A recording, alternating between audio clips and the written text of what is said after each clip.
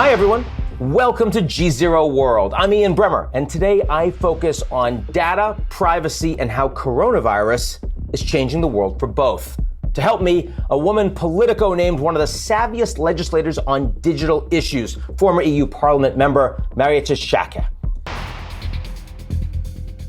This is a show about trade-offs. Buy a new car, save some cash by eating ramen noodles for a month. Don't wash the dishes, face an angry partner at home.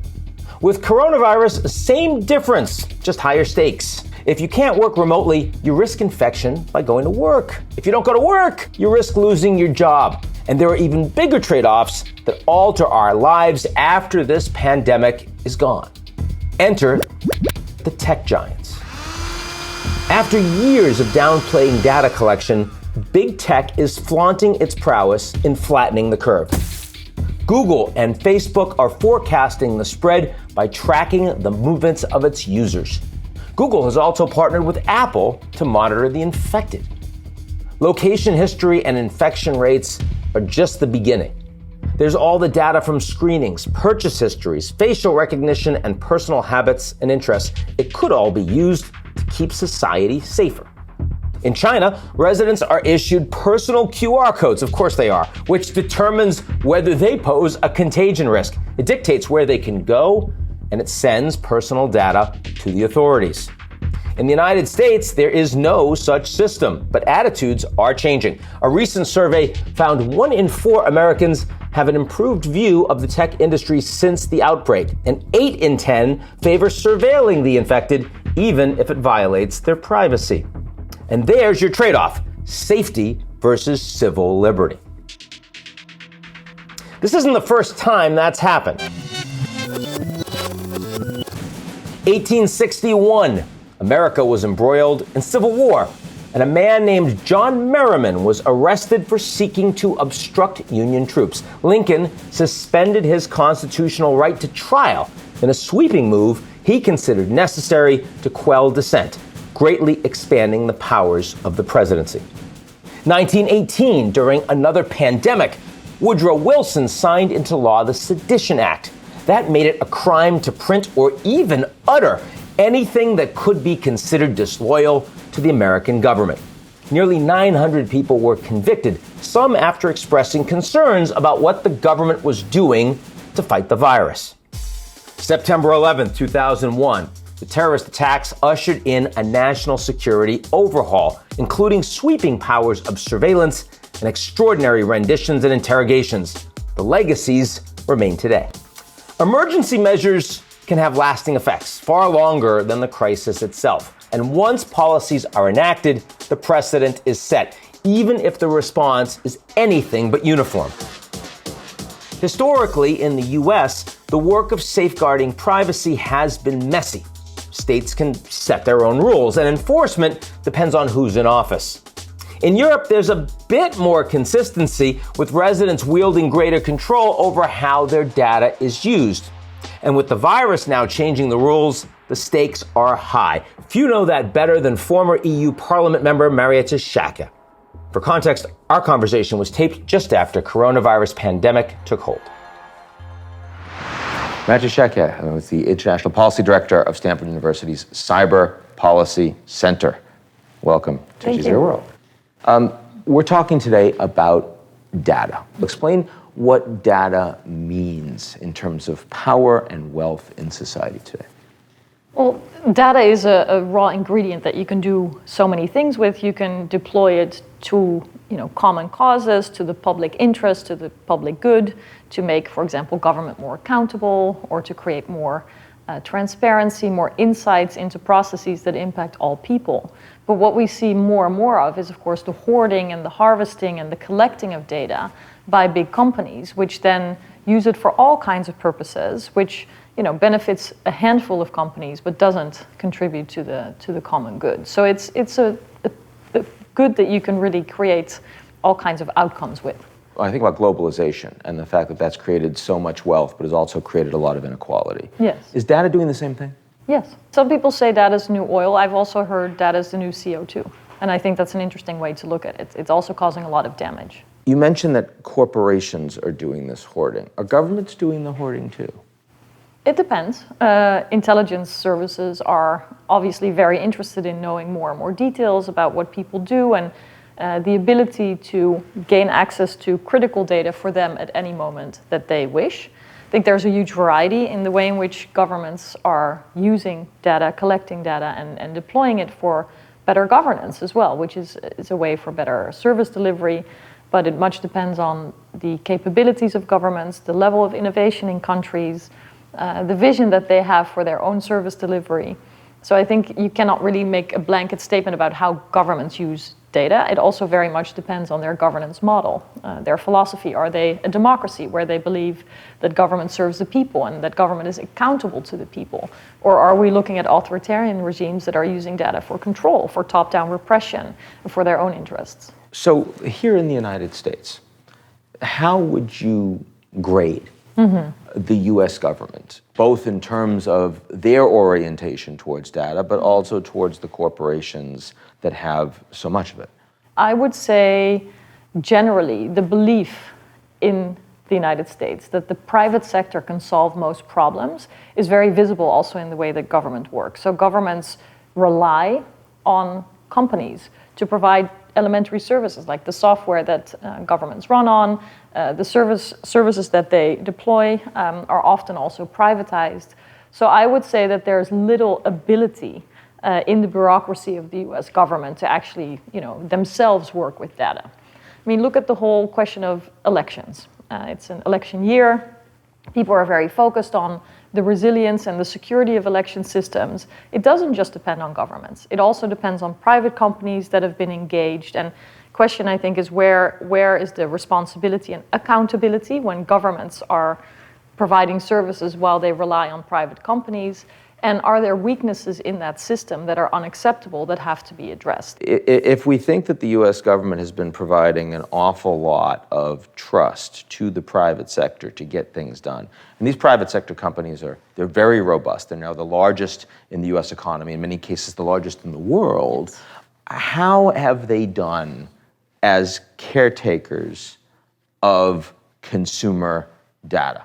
Yeah, so Google, Amazon, Facebook, they don't only collect data, but then they deploy it for their own services. And one of the big challenges is that we, the public, I work at a university now, so researchers, but also regulators, parliamentarians, have very little detailed insight into what they actually do with the data, or data that they may purchase from data brokers that are another player in the market that we don't talk about so much, but that I think we should shed much more light on. The Axioms, for example, companies, these big, fairly unknown brands. Exactly, who unknown exist brands to collect and sell data. Exactly, and so, when you look at... Are they more concerning for you than the Facebooks and the Googles? I think it's an ecosystem that we have to look very critically at. And if we look at the public interest, why would we expect that advertising companies that are in the business of selling ads and making money are going to serve the public interest? So I think we have to be very clear about what these companies really are. They may have narratives about, online public square or connecting the world or empowering people's voices. But when you strip it all from the PR messages and look at what the business model is, it is gathering data and selling it to advertisers. Now, with public health concerns and questions around the coronavirus, what is their responsibility and what is the impact when disinformation about the virus, scares, conspiracies can rise up to search results or people's feeds on their social media platforms? What impact does it have on society? And I think they're only beginning, these big companies, to come to terms with their role and relation to democracy, to public health, to basically providing the architecture of our information infrastructure. Because those are incidental to the business model you just described, which is about collecting and selling data. Yeah. So I think there are two separate issues here to disentangle. One is the question of what companies should be allowed to do with your data and what sort of regulations are required there. And the second is to what extent these companies are responsible for the things that happen to be on their platforms. placed by individuals and the like. Let's start with the first, Yeah. because then we're getting at the entire architecture, including the brokers in between. If that's where they're making all of their money, and if you take it away, then those companies won't exist anymore. What's the appropriate approach to figure out how companies should be allowed, what kind of restrictions, if any, should be placed on a company to sell data, and what kind of rights an individual should have over their data in relation to that? Yeah, so I think that there should be much more empowerment of the individual and protection of sensitive data when we look at the whole balance between individuals, the public interest, and companies. So in Europe, the right to privacy is a fundamental right. I think it's really important in understanding where European regulation comes from and how it differs from US regulations. In the US, privacy is more of a consumer right. And so people are given more choice, let's say, here in the US in terms of how they want to treat their own data, what they want to sign off on. So if they check a box that they don't actually read, then that's a global problem now, because the power imbalance between an individual internet user that is presented with all these terms of service, which has been looked at by hundreds of thousands of views by lawyers and hours of work to make sure that the company has maximum legal protection versus the individual. I think we should ask ourselves, is this a fair proposition? Do people really know what they're signing off on, especially children, when they're presented with ticking a box, signing up to services? I mean, I think people have become quite aware of this with adults TikTok. aren't doing it, so kids obviously aren't doing it. Yeah. No, and I mean, some of these terms of services, if you're supposed to read them, it will take you hours and hours and hours. Most of us are not legally trained. Most of us don't have time for it. It's been made incredibly convenient to just tick a box, with very far-reaching consequences also into the future. So the terms of service could be adjusted, they can be changed, data can be used in different ways than what was presented initially. So I think there has to be an empowerment of individuals, the protection of rights of individuals vis-a-vis these big companies. That balance of power has to be, going back to the individual. So how would that change the actual experience that you and I might have if we were on Facebook? How would it be different if we were to put those rules into place? Well, we should look at restrictions like micro-targeting. So it's the use of certain data that can be gathered from your searches online, from the links that you click, from the friends that you have, from the places that you've been. And an assembling of all that information is very valuable for advertisers. And I think the question is, do we want to see advertising against sensitive categories like age or race or gender? Think about political ads. So imagine how that can work out if you're trying to sway elections, or if you're trying to sell an apartment and you wish to sell it only to a certain category of people. Offline, if we walk around the corner here in San Francisco and try to say this apartment is for rent but not for purple people, you would never get away with that. That's not allowed. And so I think we have to start with applying non-discrimination, fair competition, human rights laws that we have offline, also online. Now, to get to the other piece of this, which is what about the responsibility of these companies for the information that is on their platform? Yeah. And we've heard Mark Zuckerberg say things like, well, you don't go after phone companies for conversations that are held, sort of on their lines. Yeah. And making the argument that these are not the same thing as a newspaper, for example. Where do you come down on that? Well, so they are actually in a sort of double role here. On the one hand, this exemption of liability for content is sort of the lifeline for these big platform companies, because they are not now responsible for what is on their platforms. On the other hand, under public pressure, there is a lot that they're already doing. So with the coronavirus, there have been a number of interventions. With terrorist content, there are a number of interventions, even if it's not, strictly speaking, illegal content that we're talking about, but what they call harmful or borderline content. Because people will vote with their feet, because consumers will be angry with them if they don't do it. Yeah, and politicians threaten. So politicians basically push the companies to do more. The problem that I see there is that basically the responsibility to actually regulate speech is being pushed onto these already very powerful platforms that are on the one hand considered to be part of the problem, because the notion of virality, so a message spreading within minutes to hundreds of thousands of people, sometimes millions of people in a very, very short period of time, is unique to these platforms. And so the idea that they have a responsibility in avoiding the worst kind of content from spreading, I think makes a lot of sense. But to say, on the one hand, you have exemptions of liability. On the other hand, you are now responsible for solving the problems on your platform. It again avoids this notion of independent oversight, independent research, which I think is what we need a lot more of. So we've talked a lot about the private sector and the role of governments in regulating. Before we close, I want to talk a little bit more about the public sector and internationally as well. Yes. So we've seen, for example, with coronavirus, an extraordinary response from the Singaporean government that has probably done a better job of containing coronavirus in the early days than any other country out there, in part through extraordinary surveillance. Yeah. Through being able to track any given individual who has tested positive, and you can know where they were and who they are, which on the one hand provides market stabilization and confidence among people that live there and travel there, and on the other hand is really scary in terms of the lack of privacy of anybody that lives in that society and what that can mean. Obviously, again, this is just going to get stronger and stronger, these capabilities. Yes. How do you think about that? So there's always a trade-off, you could say. If you want to have maximum security, there's often, minimum freedom. We just need to implant a chip in you, it'll be fine. Yeah, exactly. Well, you can also arrest everybody so nobody can run a red sign, right? Like, that's another way to look at it. But it's just not the kind of society that I think, let's focus on liberal democracy for a moment, that it should look like.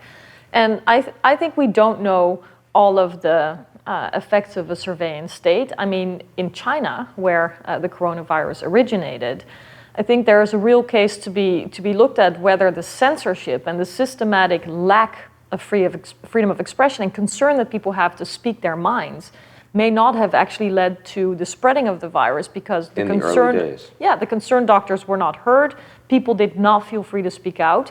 Information about the virus was being censored, also online. Until this day, discussions about the virus and how the authorities handled it are continuing to be censored and tracked. So I don't think the last word has been said about the benefits of a surveillance state when it comes to a virus and a pandemic. But in general, I think the question should really be, what kind of society do we want to live in? We can have a conversation about the Americans and the Europeans more effectively regulating and constraining corporations, but it's hard to have a conversation about what you do with the Chinese system, where the government is fully aligned to ensure that they use that data to nudge behavior into being more patriotic, both on the part of citizens as well as corporations that are acting there. Yes, so the contrast is that in China, their governance model has been leading and the technology is the instrument. In democracies, there's been a reluctance to apply democratic governance over technology, and in some ways the technology is leading governance, right? In any case, we don't have, let's say, a rules-based model for the digital world. Democracies are under pressure, human rights are under pressure, civil society is under pressure, and technology has not been a magical solution to strengthen democracy. So it has really shown us that we need to apply governance and the rule of law proactively. And if we want to have a chance vis-a-vis these Chinese top-down controlled models, we have to show how it works in a democratic way and be sure that our societies are resilient, whether it's in the online domains where people live or offline. Marietje Schaake, very nice to see you. Thank you. That's our show this week. Come back next week, and if you like what you see, and of course you do, I know you're bored, but still, you wouldn't be tuning in if you didn't really enjoy it. Take a minute to sign up for GZERO's excellent morning newsletter, Signal.